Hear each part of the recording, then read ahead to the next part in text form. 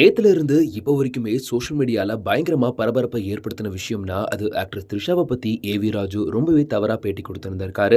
அந்த வீடியோ தான் இப்போ ட்ரெண்ட் ஆகி எல்லாருமே அதிர்ச்சியாக்கியிருக்கு. இந்த நியூஸ பார்த்துட்டு ஆக்ட்ரஸ் த்ரிஷா அவங்க எக்ஸ் தளத்துல பதிலடி குடுத்திருக்காங்க. அவங்க என்ன சொல்லியிருக்காங்கன்னா, பப்ளிசிட்டிக்காகவும், சோஷியல் மீடியால அட்டென்ஷன் கிடைக்கிறதுக்காகவும் எந்த நிலைக்கும் போக தயாரா இருக்கக்கூடிய கீழ்த்தனமான, கேவலமான மனிதர்கள் திரும்ப திரும்ப பார்க்க வேண்டியதா இருக்கு.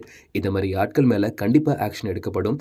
சட்ட ரீதியான விஷயங்கள என்னோட அட்வொகேட் டீம் பார்த்துப்பாங்க அப்படின்னு ரொம்ப கோவமா தக்க பதிலடி கொடுத்திருக்காங்க ஆக்டர் த்ரிஷா.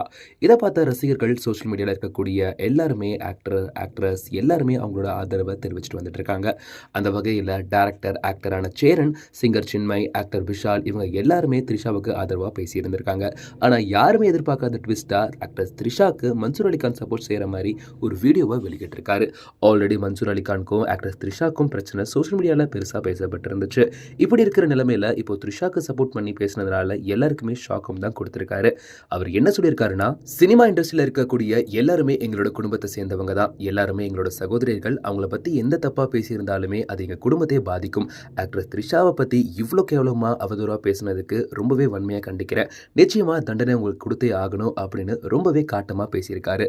த்ரிஷாவும் இந்த சம்பவத்துக்கு அப்புறமா அவங்க வக்கீல் சரியான நடவடிக்கை எடுப்பாரு அப்படின்னு ட்வீட்டும் போட்டிருந்தாங்க. இந்த விஷயத்தெல்லாம் பார்த்த ஏவி ராஜு இப்போ என்ன சொல்றாருன்னு பாத்தீங்கன்னா, நான் த்ரிஷாவை பத்தி சொல்லல, த்ரிஷா மாதிரி இருக்கிற ஒரு பொண்ணை தான் சொன்னேன். கண்டிப்பா இதை தப்பா நான் பேசல. நான் யாருமே புண்படுத்தணும்னு பேசல. நான் அப்படிப்பட்டவன் கிடையாது அப்படிங்கிற மாதிரி விளக்கத்தையும் அவர் சைட்ல இருந்து கொடுத்திருக்காரு. எது எப்படியோ த்ரிஷாவை பத்தி மட்டும் இல்ல, எந்த ஆக்ட்ரஸை பத்தியும் பேசக்கூடாது, சோஷியல் மீடியால இந்த மாதிரி தவறா பேசாதீங்க அப்படின்னு கமெண்ட்ஸ் வந்தவனம் தான் இருந்துட்டு இருக்கு. இந்த நியூஸை பத்தின உங்களோட கமெண்ட்ஸை என் கூட ஷேர் பண்ண மறந்துடாதீங்க. இந்த மாதிரி சினி அப்டேட்ஸ் எல்லாம் உடனுக்குடன் தெரிஞ்சுக்கணும்னா செய்தி முடிச்ச சேனலை சப்ஸ்கிரைப் பண்ணிக்கோங்க.